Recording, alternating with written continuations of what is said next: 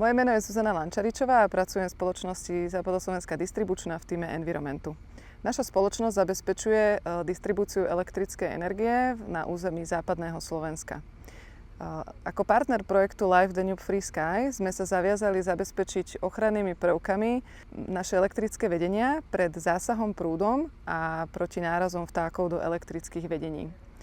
Ako môžete vidieť za mnou, kolegovia z týmu PPNVN práve inštalujú jeden z týchto ochranných prvkov, tzv. Ekochráničku, ktorá vlastne zabezpečuje bezpečné dosadnutie vtákov do priestoru konzoly.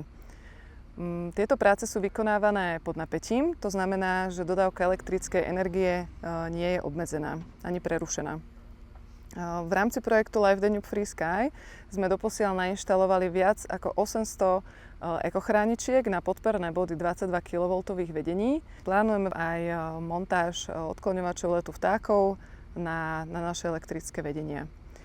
Sme veľmi radi, že sme sa stali súčasťou tejto krásnej myšlienky, ktorá naprieč krajinami vytvára bezpečný koridor pre vtáky pozdĺž rieky Dunaj.